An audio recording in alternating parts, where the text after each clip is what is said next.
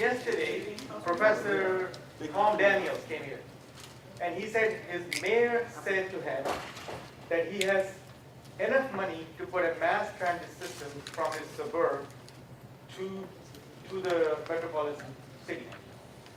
Do you know where that money will come from? That money is available everywhere, but we don't capture it and we don't use it. In this presentation, I'm going to talk about where the funds will come from. To start with, just give a brief introduction. I was helped by Frank de Jong, who's the Green Party leader of Canada, Dan Sullivan, and Lindy Davis. They helped me a lot. Dan Sullivan, I made the presentation and presented to Dan Sullivan. He said to me, Dave, what you're saying is right, but it seems like you're talking in an accent. I can see that you're telling some good stuff. I don't understand anything. So I said, give me 3 days. So I went back and talked to him, and he helped me a lot in that. Same thing with Lindy. I talking to him, he said, Dave said, again, same thing. You're telling good things, but I don't understand why. So I had to listen to Lindy's YouTube videos, 12 of them, in his thrilling voice, to understand what he wants to say, and so that we can communicate better. But in this process, I learned a lot of things. So let me start. I will call it bond and land value earnings rather than taxation, because taxation is a very strong word. Many big people move away whenever we say new tax will be applied. And I'm not the first one who's saying this. So bond is an agreement with the legal enforcement, and taxation is a demand with a reason, and it has legal enforcement. So this is a typical bond that we buy from the government if somebody wants to get into the bond market. So there's $1,000 bond. The government gives you this bond, and you give money to the government, and government will say that we will return this money to you with interest. So this is a typical bond that's given. It's a 4-year bond, and the bottom is the coupons. At the right at the bottom, these ones are coupons. Just a second, let me get the pointer.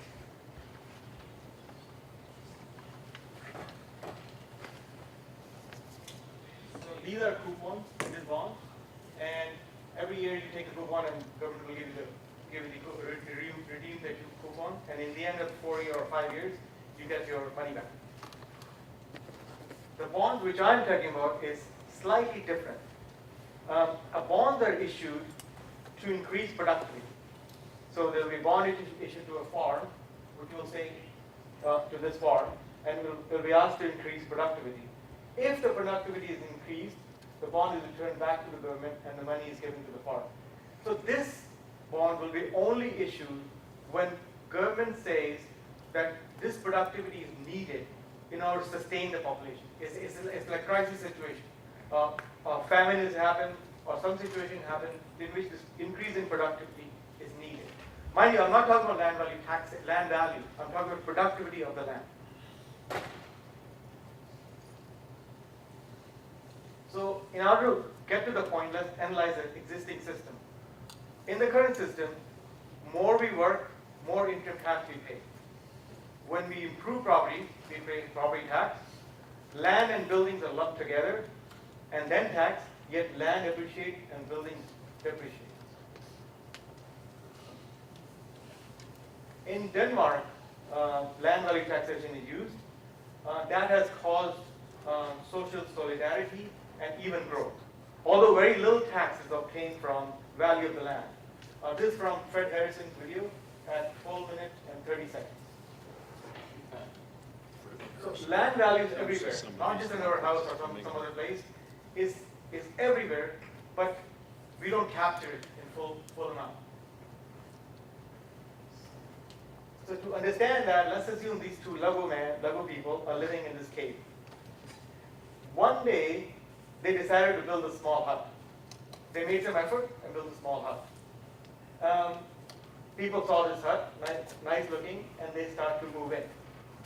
And more people moved in, more houses were built, and increasing population increased land value. Now, one thing land value is one thing. Whenever land value increases, when people move in, productivity also increases, which in these terms, today's term is called GDP. But we'll talk about productivity. That productivity is needed to sustain the population. So from stage 1 to stage 2, although land value has gone up, but something else has gone up, which is the productivity of the land. We are able to sustain more population.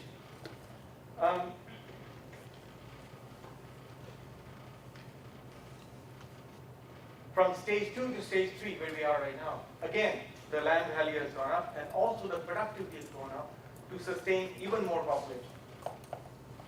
So this sustenance of population is caused by human ingenuity. The land value increased because of the land population, but the sustainability of more people or GDP rises by human ingenuity. So USA population is more ingenuine to come with creative ideas. So their GDP is higher than some other country where their people are not inclined towards that. So in order to understand the first rule, so increasing population increases land value. That everybody knows. I took it from the economics book. Let's review a little bit of Ricardo. So fresh on the board, these are land parcels available, not 101 to 111. They're equal lands and free to be taken if you come out fresh on the board. Fresh on the board, people came in, they settled in land 1001. And its productivity is shown by this green chart. The next row of people came in and they had to settle in 1002 because land at 1002 was free. They had choice. They can buy land 001 or they have a free land available 1002. So if somebody wants to buy land at 1001, he'll have to pay the difference in productivity, which is shown by economic rent in the yellow mark. So if somebody wants to buy this land, he has to pay economic rent for so many years.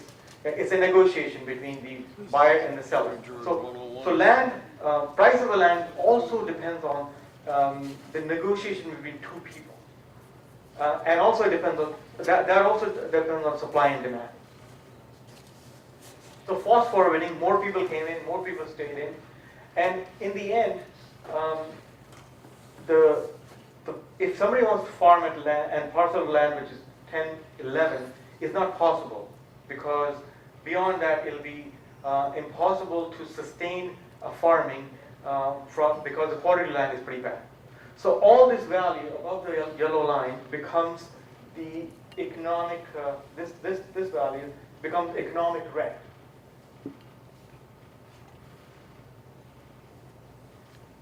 So if more people come in to live in that particular part of the land, they will have to be workers under people those who can afford, and their value they will be paid minimum wage, which is less than the wage line set by a farming the farming value. Now, so far we just talked about productivity. Now we have to look into the fact that government is there too. So out of the production, there will be taxes. The government will take the taxes. The farmers will use the farmers market to buy and sell. So they have to get some money to the market to exist. So in the end, the red mark is the tax, and the green one is the production, and the blue is the value earned after the production. So the government will take taxes, and government's job is to improve the productivity of the land. So government's job is to build roads, to build canal. So whenever government do that, most of the time they run out of money. Then what they do is they issue bonds to get money from people those who are able to give out, which will be mostly people who have more economic rent. And when the government gives bond, like sell a bond, the bond has to be returned with interest. So in order to do that, most of the time they raise taxes. So when they raise taxes, this small farm, which is 1010, which is already on the brim, tend to, if they're not able to pay tax, they have to declare bankruptcy. So the current system, what it does is, it squeezes the smaller farmers.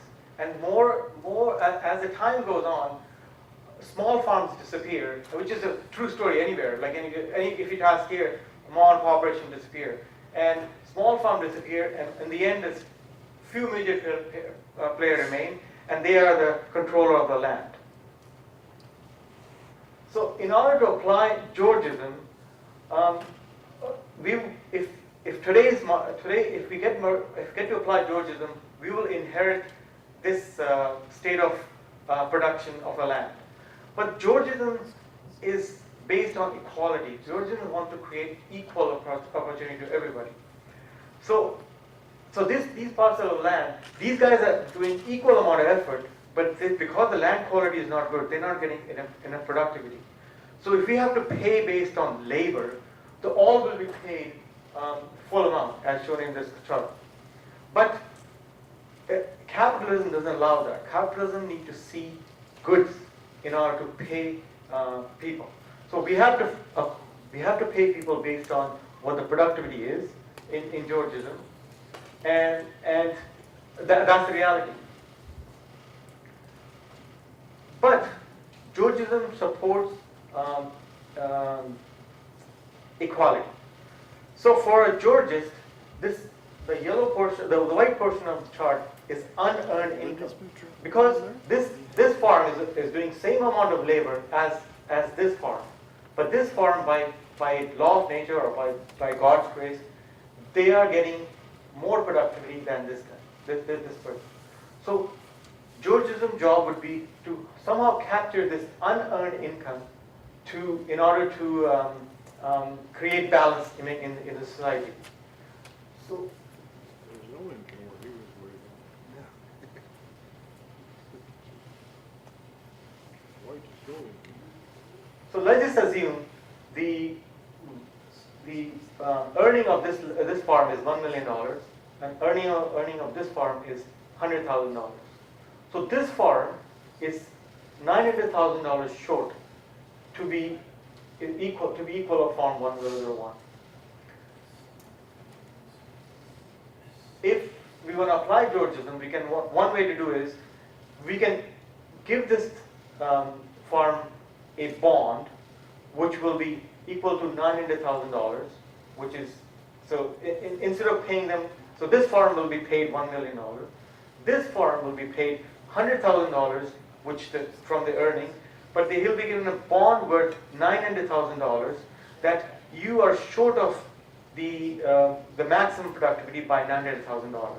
So government wants to improve the productivity of this land, and they have issued a bond to this farm. Please don't get me wrong. This is not money. This is just a bond given to this farmer that you need to improve the productivity. Now this farmers take this bond and take it to seed company, to farm equipment company, to irrigation company, agricultural banks, and they all work together. And in the next year, they were able to produce as much as the farmer 1001. Although keep in mind they have taken loan in order to do that, but they were able to produce to the maximum possible.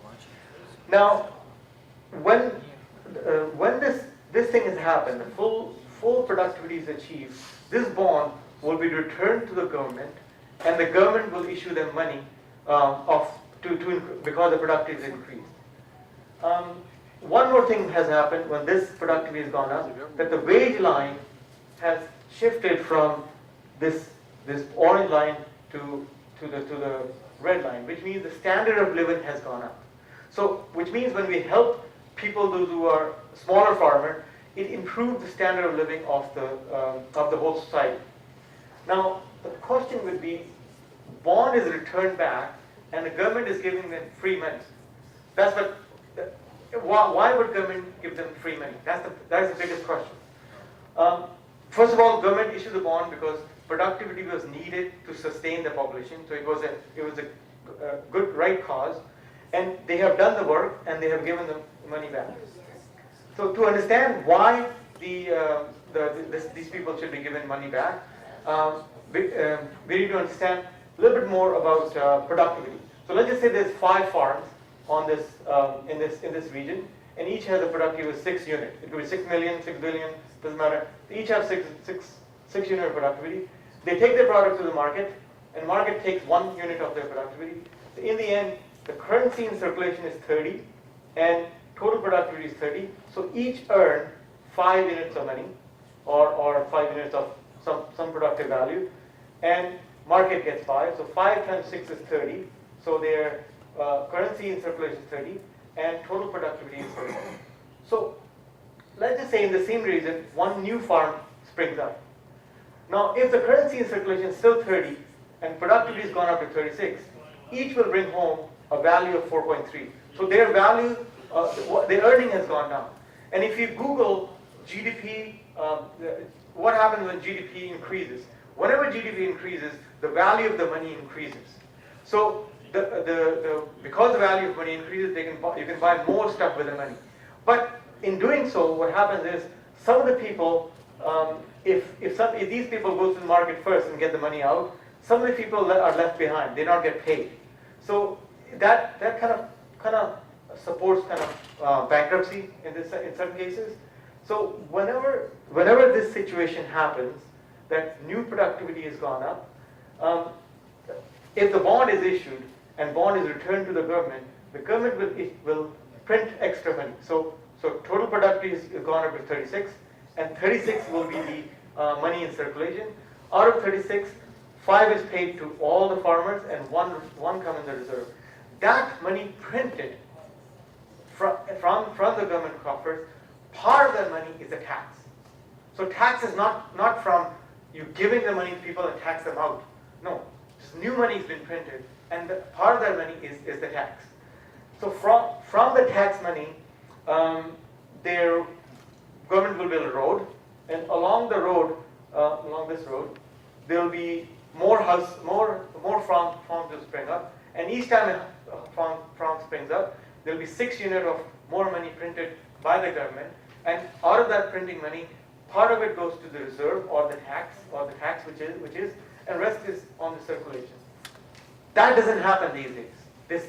This practice is not applied these days. The practice is something different altogether. We can watch a video, 1 minute video, if I can. I'm confused. How are you doing? I don't know. I can play this video now.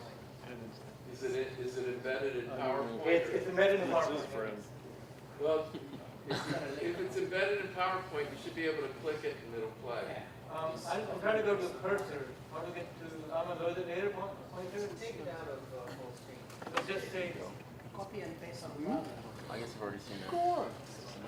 Do you have the headphones? You have the audio line plugged in? Yeah, It's coming up. It's coming up. We have Oh, now sound. the audio line is I will turn it on. This computer does not have sound right now. You need to tell us these things in advance. Oh, okay. Then we'll just. It's both ways. It can be not just. It can be played both. The other option you can do is just move the microphone. Yeah, I'll do that. I'll do that.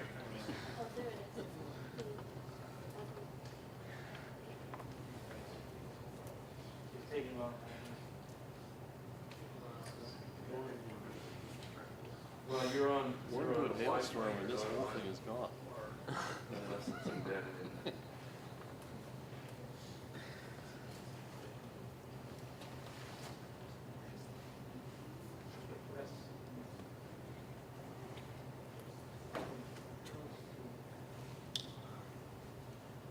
At least he's giving us some thought.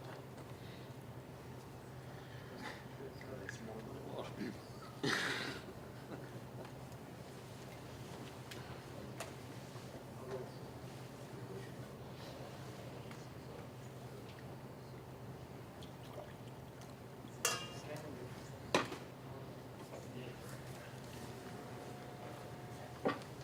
Where's the mouse? Wait another 2 years and his book will be on sale.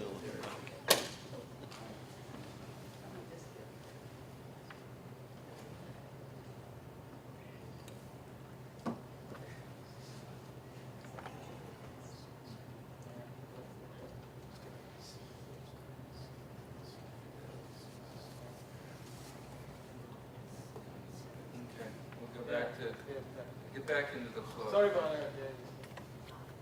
I should have said earlier what I wanted. We studied at the Schulich School. You wanted PowerPoint, right? Okay. You have to copy and paste it in the browser to get everything that's level. This one?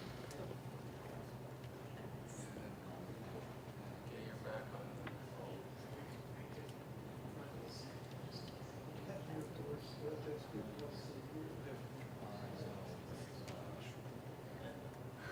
So you're still gonna go out after this? What we're gonna do? We're gonna go to the harbor and then take that taxi thing. So we can have the videos, right? But that is videos from Investopedia. Basically what it tells you that government, what they do is, they only power they have is to check the flow of the money. So sometimes they create dams, so the money will accumulate in one place, and sometimes they will let it flood out to improve. So their job is to influence the money, to influence the speed of the money. But they cannot print money. The money printing is done based on many other factors, but they don't print money. That's why the printing of the money is based on politicians. If a politician thinks that there is a value to have a transit system in some area, they can easily go to the central government and say, well, we want this transit system. They have the money because they will give it to you, no problem. But it all depends on how honest the guy is. Money will be given to those guys. But money does exist. That money that I was talking to you, the printed money, it does exist to be printed. If somebody wants to take a loan, it will be given to you. So I'll give you a little bit of example how we can calculate a subsidy on for a private investment. So this is two cities. So these are one city and there's two cities, and in between there's 20-mile land. And if you mark the value of the land, close to the city the value of the land is high, and away from the city the value of the land is low.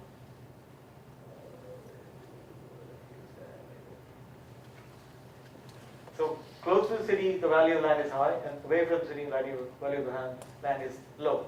So if a private investor wants to build something here, which is a good idea because the land is cheap, so they can buy the land from here and try to do some investment. But when he does that, he needs to figure out what kind of infrastructure he requires and how much subsidy can he get out of the government. The current way is they'll go to the politician and ask, can you get some subsidy? But there's ways to calculate how much subsidy is going to be. So let's just say a private investor wants to build this tower here, which requires a zoning change. So this white portion of the chart is an unearned income right now, which is a potential value of the land. So and this green portion, which is the full potential of the land, which is in the city, and in this part, this is a potential value of the land. As soon as zoning changes, this potential value becomes bond value of the land. So the private investor can go to the government and say, I am increasing the value of this land, which is from 100,000 to 1 million. And in doing so, I need some value from you that for the work which I'm doing for you guys. So if 500 farms, so increasing the value of the land, if 500 farms agree to convert into building, they will have, and then bond ratio of this land, they will accumulate $400 million. And if you do the math, it takes $20 million to build 1 mile of light rail. So if there is $400 million, they'll be able to fund from the government, from the federal government, which exists right now in the form of subsidies, but they can demand the central government that give us this money because that is the unearned income that we have earned by putting a building in this place. And whenever the building or something is placed in this place, it means you're increasing the population of the land. whenever population of the land increases, land value increases. So threefold things go together. Right now we talk about land values, but we're not talking about the productivity that goes along with the increase in land value. And just another example, that this is a favorite one of my bread and butter is air pollution control. So if so far I was talking about using a bond value to increase the productivity, but if you can use the same method to decrease an entity like pollution. So reduction in pollution is considered growth, but if some company reduces pollution, their product value goes up. So if the product is $1 here, and if same product is produced in some place else, which has no pollution control, they can produce the same product for 50 cents. But the pollution control, the people, those who are doing pollution control, they have to justify this product is priced higher because there is pollution. We are doing a pollution control, and that we have to transfer it to the consumer. So pollution control is a good idea. Good idea is it helps human lives. It's good. It sustains human tissue, but it's considered as an overhead cost. But we can solve that if we issue a bonds. So if the government issues a bond to polluters, that here's the bond to you, worth, let's take an example. So let's just say there's a Lego mounds are working in this factory, and this factory is burning coal, and they are producing power. And the byproduct here is SO2, which is a pollutant. It takes 0.8 cents to make 1 kilowatt of power, and it takes 0.2 cents to remove pollution. So overall, the value of the consumer will have to pay 10 cents per kilowatt instead of 0.8 cents per kilowatt if you don't reduce the power. But the value, what you add to the society by removing the pollution, that their health will be safe for the rest of the generations. And not just their generation to come. So if we factor that in, the government can issue a bond, remove the pollution, and let's just say cost to make this control, to control the pollution is $20 million. Government can issue this bond to the company that once you implement this pollution control in a company, they'll take you $20 million to make the pollution control device. Once that device is in place, we'll come and check, make sure the pollution is zero. We bring the bond back to us, we will give you $24 million. But what government got out of that is they got a sustainable society for rest of the life of the city or land or what you want to call it. But not just that, when the government gets the bond, if more people come to live in that area, that bond which is government keeping, their bond value will go up. So based on increase in bond value, which is an asset to the government, they can print even more money. So there's not just in pollution control, the factor is not just improve the people's value now, but also for the increased population that's going to come in a later stage. Who's going to do the interim financing until they do the come back? So the current system is designed to react, not act. So the current system, what happens is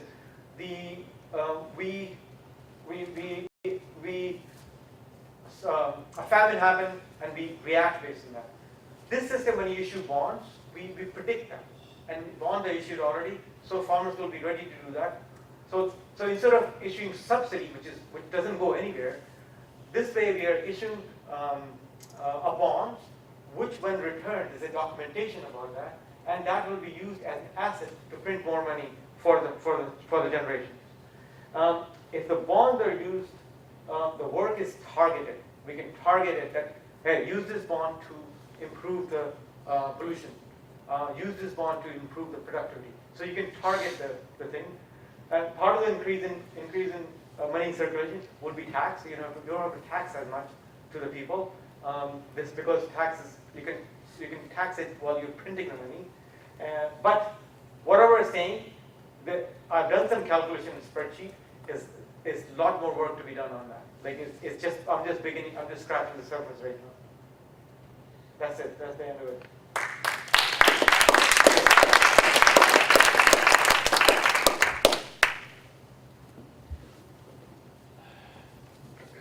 Thank you for your talk and your showing what, Ask some questions. your idea is good if it could be done that way, but a lot of the powerhouses and things like that that were built in the past, what happens is now they keep putting Band-Aids on them and they function, that they're really creating more pollution than we can withstand. So it's good to put the things on paper, but in actuality, it turns out that it affects us and the population around it. So it's something that you have to put your foot down on them to make them follow the whatever restrictions you put on On the pollution. on pollution. Yeah. That's my living. So certain countries, they do implement new rules of pollution. So US and Canadian investments, those who are in China or Brazil. So Brazil government has changed their law that from now onwards your pollution will have to be zero. So I go there and build this machine and implement them and show the EPA that, okay, pollution is controlled. But all these money come from the pocket of the plant, those who are operating this unit. What I'm saying is, no, it shouldn't come from the pocket of that. It should come from a place, to a federal level, to a level that printing money. By issuing a bond to these guys, that hey, here's $20 million worth of bond. Once you have implemented your pollution control device, you bring it back to us. We'll give you the money back, which is happening right now. This is how but it's done in subsidy form. The factory will control the pollution, and they will fill up a form, and they are giving tax rebates. So the government is already paying the money. But when you do in form of bonds, the bond becomes an asset because it says, due to this bond, the pollution has gone down. So once it comes back to the government will be able to print that money, and from the money they can get their taxes. So I hope I'm clear. Yeah, you're clear. But But it's a pipe dream. I don't think it's going to happen in my generation, for sure. So, okay. Maybe different. Now, I have tried to follow this. You have to. Put in the bottom. Like Okay, got it. I've tried to follow this, and I still have problems understanding what you are proposing, and also to the extent that I think I do understand, I see problems like borrow to improve productivity. Yeah. Okay, so suppose the local politicians of this town and area want to borrow money for a new rapid transit system, and suppose then that there are cost overruns. That often happens. Local mafia absorbs some of the money when the system is finally built over budget and behind schedule. There are not nearly as many passengers as projected. The increase in land values is not anywhere close to what the optimists said it would be. Now what? Do they still have to repay the bond? If so, just who are they? Local taxpayers or the politicians who propose it? Are they personally on the hook or what? Or does it go unpaid? I have questions like this. Yeah. Shoot the project Um, manager. you know the response. Because I'm using the word bonds because government work on bonds. In reality, these are shares, it's not a bond that will have to be paid back. The government is giving these bonds, giving out this bond to improve productivity or reduce pollution. So it's not, we don't have to pay money. And in return, when people are returning, government can print this money because the asset is being established in that country. Well, what if the asset isn't established? That's what I was asking. That's right. So the money will be only printed once the asset is established. So if government issues a bond, they are not giving any money to anybody. They just issued a bond. They can borrow money from wherever they want and build a plant. If the asset is established, they have to return the money back and they can get the money back. But if the asset is not established, nobody's getting paid. They can keep the bond forever. Like to buy shares? I thought you were talking about something like tax increment financing. Now, it doesn't. You're not talking about anything like that at all. It's your. Okay. This one? Yeah, and I am also. Let me just. I'm also confused. I guess. So the government, for example, the pollution thing. The government gives you money. Mhm. You invest in a thing. So the government gives money. No money. Bonds. So government will give you a bond. It's almost like government issuing a ticket to you. So you're polluting. Here's the ticket worth $20 million. Yeah. If you improve your pollution, you bring this ticket back to us. We will give you $20 million. But why government is able to give you $20 million? Because government's asset has gone up. That country is producing less pollution than before. So government will be able to print the money from their own coffers. And when they print the and rest will be given to the who has done the work. Right? Where do you get the money in the first place? Yeah. So it's essentially it's like a subsidy, but it's a different way of framing a Definitely. subsidy. But when you do subsidy, money is gone. Oh. And also, there's no documentation about subsidy, who gets it. People can buy cars and say, well, we did some work. And also, when the government changes, there's no. This way, there's a documentation. This subsidy was, or this bond was issued to reduce pollution. Is that true? If not, we won't pay you. If it is true, bring us the bond back. We'll give you the money. Capital money. Operation costs still has to be done by the owner or the factory owner. All right, thank you, Devpreet. If I understand you correctly, this system of bonds that you're proposing is a way to redeem private investors who create an improvement for the community, Yeah. for the external land value that you create for different owners, so that they get some of the value that they created. But there is an important dimensional issue with this that I think you don't have addressed, which is if you make an improvement, you're increasing the rent and you're in fact creating a flow of money. Like the land value doesn't go up and stays like that for 1 year, but it's like, for example, the new transport line improves the land value for decades to come. Yeah. But your subsidy is a one-time payment, or the bond repayment. So how does that work? So the subsidy is only for capital. The operation cost will have to be paid by the people those who are living in there. If there is 2 people living somewhere, and if they want to build if there are 2 people living somewhere, and if they want to build a transit system, sure, they can get a bond. But who's going to pay for the operation of the system? So these things always come with the population growth. So a sustainability of a transit system can only happen when there's a population to support the operation of the thing. So capital is given through the bonds. The operation has to be by the people. So because right now the capital and the operation is loaded onto people. So the price of the ticket is about $5. So when the capital is paid through this bond method, the operation cost is say 50 cents. So the price of the tickets will go down, but because the government assets has gone up, government is paying more money to pay for the work which is done. So whenever a company, city, the country's assets have gone up, we don't print money based on that.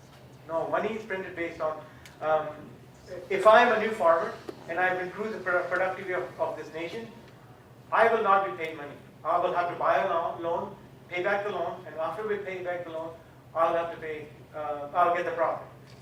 The new money is issued to somebody who wants to borrow money new money is issued to 1%. And they can trickle it down to you, it's up to them, or they can just keep it. They can buy a private jet, it's up to them. But this way, it documents what is to be done and also documents where the money is gone. So I know it's a confusing, a new subject. I had difficulty understanding myself, but as long as the gist of it is clear, so our future generation can look into that. Hi, thank you. It's your problem. Thank you for a very thought-provoking Your presentation. generation. Just an announcement for the conference. The next official event is at 8 o'clock. Oh, okay. I think we're not necessarily done with these. If there's still more questions, continue. I have a comment. Just to clarify, in this scenario, you're not dealing with anything like land value tax or value capture, right? It's fine. I'm just want to make sure because I'm going to move on to a different thing. So let me explain. Whenever GDP increases, like in the last Martin was telling about GDP. Whenever GDP increase in GDP is an asset to the nation. So when will GDP increase? When the population increases, or if they are able to be ingenious and send a spacecraft in the air.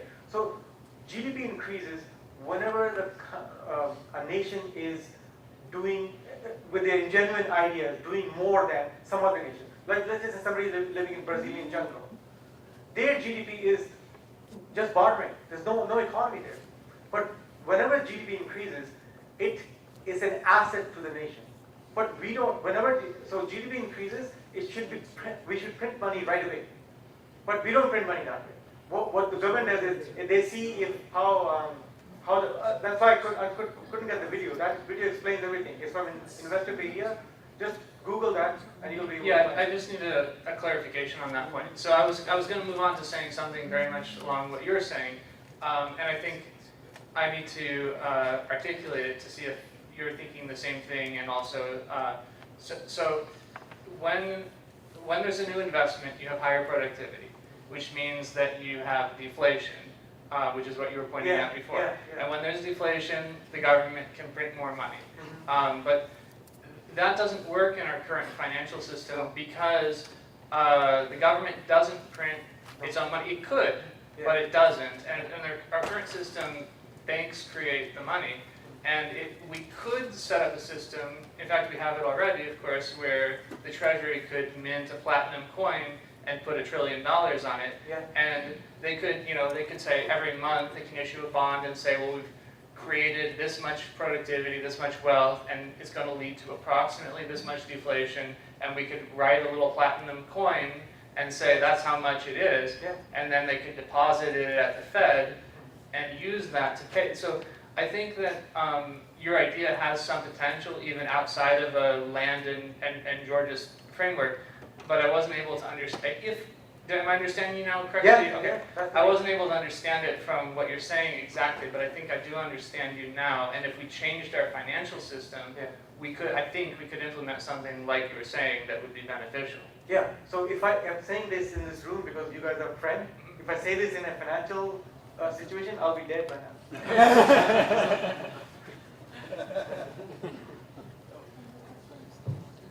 Okay, we have one more question. Do we have time? How much time do we have?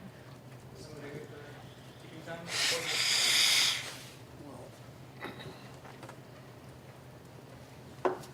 Okay, it seems to me that the whole idea is, of course, to reduce pollution. Or increase productivity. Right, but in either case, it makes it better for humanity, right? But since SO2, for instance, is a measurable thing, could we simply not tax the production of SO2 on a per pound basis or whatever, and thereby, and perhaps gradually increase that rate and decrease other taxes so that we would have revenue neutral tax shifts again. But whenever we put a new tax on SO2, it's going to come back to us. So they are producing power, and we are taxing SO2. So the power cost, which was 8 cents, now will be 10 cents or 12 cents. So it's going to come back to the consumer. Well, it depends on how the power is produced. If it's produced by clean methods, there would be less, and obviously it would shift, a tax on pollution would shift the power production, methods of production to greener ways of doing it, solar or wind or whatever, which of course also, at least wind also has its costs, but that could also be measured and measured too. Yeah, I agree 100%. I have one more comment. I think that rather than proposing that you overthrow our entire financial and banking system, which I would support, I think that there might be some opportunity for proposing this as maybe with a local currency, particularly in conjunction with an LVT, where you could pay the land rent, you could pay the LVT with the local currency, and then you would, I think it's more politically feasible and possibly more beneficial for the local community that is seeing a productivity increase. I agree. What I'm saying is already done, but it is done in a different way. The money is issued if one party comes in power, they will issue subsidies to their guys. If other party come in power, they'll see subsidies to the one guy. There's no documentation of that. This money exists. They have full right to print money if the GDP has gone up, which goes up. Like 4%, even in Trump time, the GDP has gone up by 4%. Right, the growth is 4%. So that 4% of the economy, which is from a trillion times 4%, it's quite a bit of money, and it's available for people to do. So what they do is they will say, okay, this money is available, we'll give it in subsidy to our guys.